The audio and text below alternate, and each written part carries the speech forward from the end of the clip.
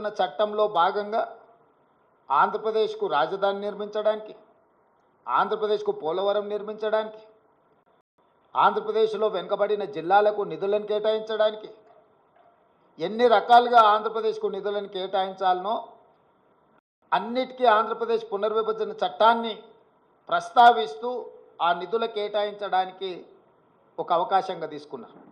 ఆంధ్రప్రదేశ్కి ఇచ్చే నిధులను ఆంధ్రప్రదేశ్కు ఎందుకు ఇస్తున్నారని మేము అడగడం లేదు.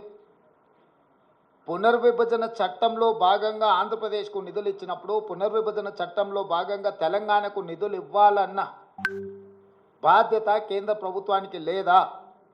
అదే ఆంధ్రప్రదేశ్ పునర్విభజన చట్టంలో బయ్యారం ఉక్కు కర్మాగారం ఉంది, కాజీపేట రైల్వే కోచ్ ఫ్యాక్టరీ ఉంది, సాగునీటి ప్రాజెక్టులలో పాలమూరు రంగారెడ్డి ఎత్తిపోతలకు కేంద్ర ప్రభుత్వం పోలవరంకి ఏ విధంగా నిర్మాణానికి సహాయం అందిస్తున్నారో ఆ విధంగా నిధులను కేటాయించాలన్న ఆలోచన కానీ, అదేవిధంగా గిరిజన యూనివర్సిటీ 10 సంవత్సరాల తర్వాత ఇప్పుడు మొదలైన ములుగులో దాని నిధుల విషయంలో కానీ, అదేవిధంగా మేము స్పష్టంగా ప్రధానమంత్రి గారిని కలిసి మీకు నమోమి గంగే ప్రాజెక్టు లాగానో సబర్మతి రివర్ ఫ్రంట్ లాగానో మీ గుజరాత్కు మీ ప్రాంతాలకు ఏ విధంగా అయితే మీరు నిధులను కేటాయించుకున్నారో ఆ విధంగా మూసీ రివర్ డెవలప్మెంట్ ఫ్రంట్కు నిధులు కేటాయించమని చెప్పి మేము అడగడం జరిగింది.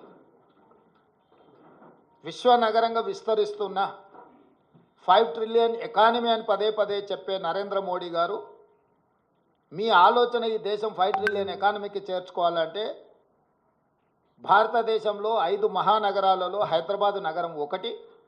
ఈ హైదరాబాద్ నగరానికి మెట్రో విస్తరించడం ద్వారా ఇక్కడ మౌలిక వసతుల యొక్క అభివృద్ధిని చేయడం ద్వారా విదేశాల నుంచి పెట్టుబడులను ఆకర్షించి లక్షలాది మంది నిరుద్యోగ యువకులకు ఉద్యోగ ఉపాధి అవకాశాలు కల్పిస్తే దేశం యొక్క ఎకానమీ పెరుగుతుంది అని చెప్పి వారికి చెప్పడం జరిగింది.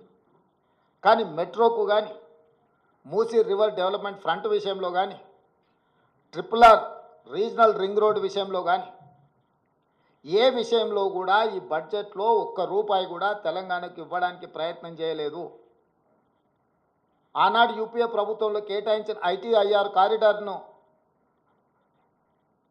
గతంలో తెలంగాణ అధికారంలో ఉన్న ప్రభుత్వము కేంద్ర ప్రభుత్వం ఇద్దరు వివక్ష వల్ల ITIR కారిడార్ను మరుగున పడిపోయింది.